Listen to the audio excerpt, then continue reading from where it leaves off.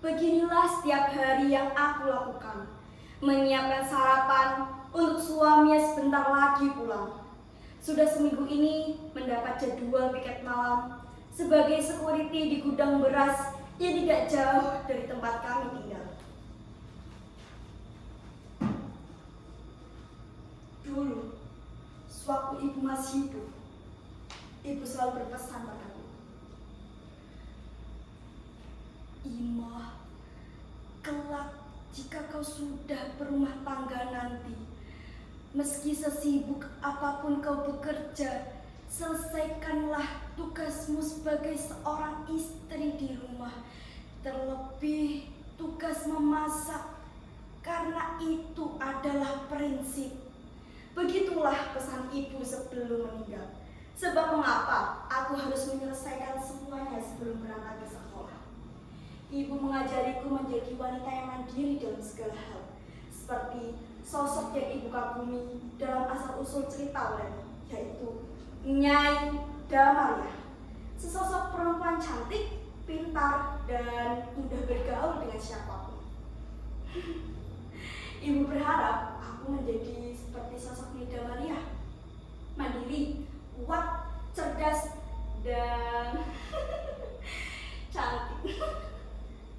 Nyai Damaria adalah sosok perempuan cantik yang diperebutkan oleh dua pengikut Pangeran Sambung, yaitu Bagus Wuragil dan Denau. Bagus Wuragil begitu terkesima mendengar kisah persahabatan Nyai Damaria dengan Pangeran Sambung dan Nyai Wungu. Begitu juga dengan Denowo yang selalu setia mendengar kisah perjalanan mereka. Nyai Damaria awalnya lebih condong ke Bagus Wuragil, tetapi karena keduanya adalah sama-sama pengikut Pangeran Sambung, jadi Nyai Damaria berupaya untuk tidak menyakiti hati siapapun. Terlebih, mereka adalah sahabat yang baik. Mereka begitu peduli dengan Nyai Damaria.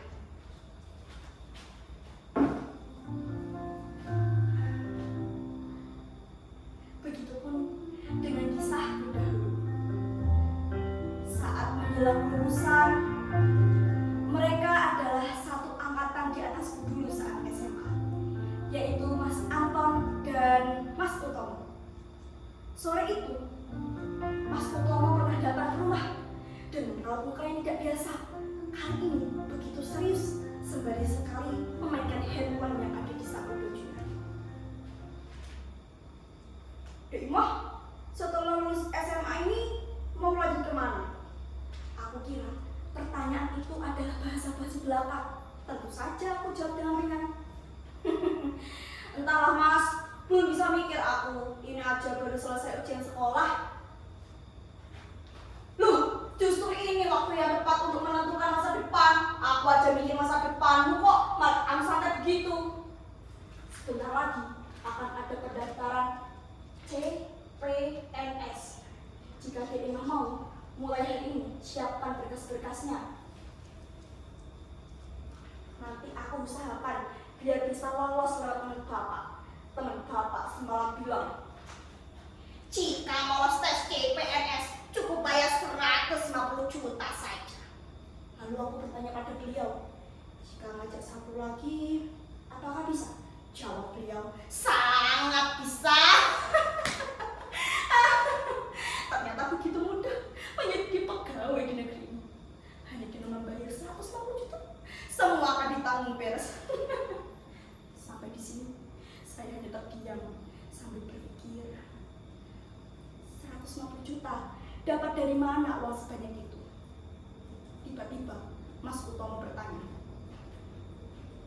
"Dek Imah sudah punya uang 150 juta? Sepertinya Bapak tidak punya uang segitu Mas. Apalagi gaji Bapak sebagai guru honorer 1 juta saja tidak ada."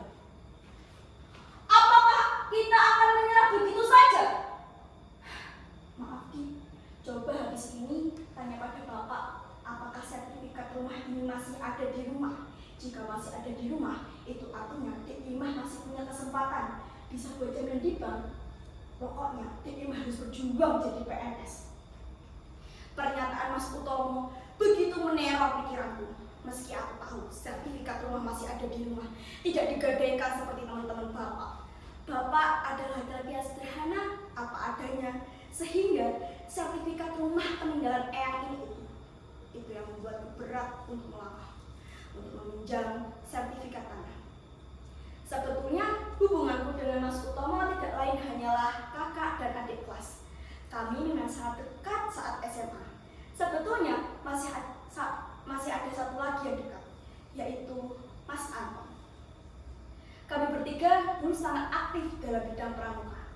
Mas Anton juga sering datang ke rumah, terkadang juga sering berboncengan dengan Mas Utomo. Tapi kali ini, Mas Anton datang sendiri seminggu setelah ujian selesai. Tanpa basa-basi, aku ceritakan semua tentang tawaran Mas Utomo. Tiba-tiba, Mas Anton marah. Harusnya kamu tegas, tolak saja. Bekerja itu untuk mendapatkan uang, bukan kalau mengeluarkan uang. Jika ingin cepat merubah nasib, cari kerja di luar negeri. Banyak tetanggaku yang baru kemarin ke luar negeri, bisa langsung di rumah, mobil, ladang, dan sebagainya. Tapi kan, ke luar negeri juga butuh uang. Tapi kan tidak sebanyak Utomo, 150 juta. Kamu yakin jika sudah jadi PNS kamu membayar 150 juta? Akan plus berapa tahun?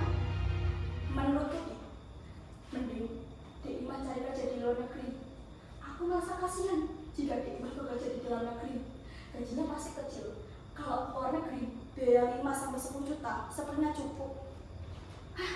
Biaya segitu cukup. Terus menunggu berapa lama hingga dapat pekerjaan? Kalau lewat temanku, sepertinya biaya 10 juta cukup. Kebetulan temanku bisa membawa TKI lewat jalur tikus. Dek Imah tidak pilih mau kemana, Singapura, Vietnam, atau Kamboja. Di luar negeri itu lowongannya melimpah, kata temanku. Godaan apa lagi ini? Kalimat itu semakin berkecamuk di kepala. Kali ini tawarannya lebih menggiurkan daripada tawaran Mas Utomo. Tawaran mana yang harus aku pilih? Cukup lama aku berpikir keras untuk menentukan satu di antara dua pilihan tersebut.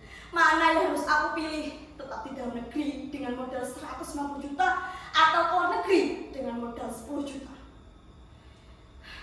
Hingga belakangan ini aku mendengar kabar bahwa hubungan Mas Anton dengan Mas Utomo kurang baik karena tawaran tersebut. Aku jadi membayangkan situasi ini yang dihadapi Nyai Damariah kala itu. Harus memilih Bagus Suragil atau Denowo. Namun, Nyai Damariah mendapat nasihat dari Pangeran Sabung dan Nyai Wu untuk pergi ke Kisidomukti yang letaknya ada di timur Sabung Sari. Minta petunjuki. Kisidomukti sangat prihatin. Lalu Nyai Damariah mendapat perintah. Cucilah atau pesusi beras di sungai, lalu telusurilah di mana letak berhentinya air pesusan tersebut. Maka hidupmu akan tenang dan tidak akan diganggu oleh siapapun. Lalu Nyai Damariah melakukan perintah.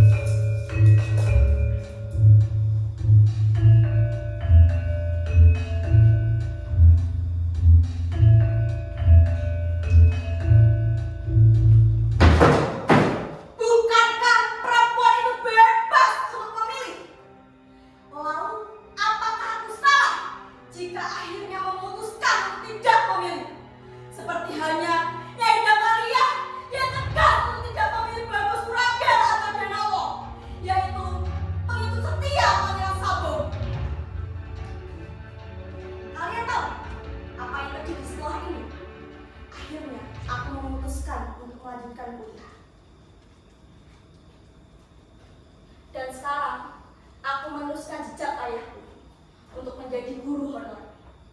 Ya, walaupun gajinya tidak seberapa, namun cukup tenang bagiku. Semoga tidak menyakiti hati siapapun, karena aku memilih untuk tidak memilih.